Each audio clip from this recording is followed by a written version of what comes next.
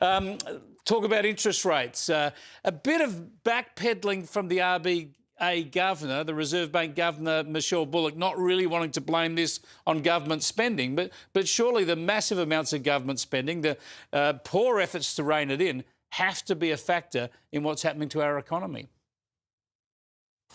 They are a huge factor. And look, Michelle Bullock, because of the position she's been in, she tries to be as diplomatic as possible, the position she's in. But if you look at any independent commentators, whether it's HSBC, whether it's Chris Richardson, they'll all say that government spending is driving this. And we're in a situation where government spending is the highest level it's been in 40 years outside the pandemic. In the last budget, it's growing at 4 times the rate of the economy. What that's doing is crowding out the private sector and pushing up the prices for goods, essential services and labour. That's what's pushing inflation up, and that's why Australia alone amongst all developed countries has inflation going up, and as a result, interest rates going up too. Yeah, we're running against the tide internationally. Let's have a look at a bit more of what Michelle Bullock had to say. I've heard the Treasurer say is that he is focused on inflation. It's his number one thing he's focusing on at the moment. So I think he's conscious of it. But I think we can work. I think the idea that somehow we work hand in glove is not the way these things work. We are independent, they are independent, and we work with what we've got.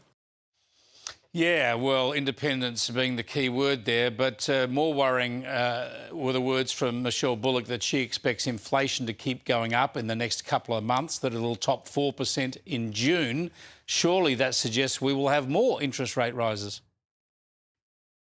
It does. That's all the prognosis is terrible. I mean, the RBA has inflation rising for the next 6 months. It doesn't have it returning to their target band, if you like, for at least 12 months, which means that if the economy is running too hot and the government is not going to cut spending, and they've shown no inclination, then the Reserve Bank has only one lever to pull, and that's to push up interest rates. And households pay for that, mortgagees pay for that, and small business owners who rely on debt and cash flow credit will all pay for that as well.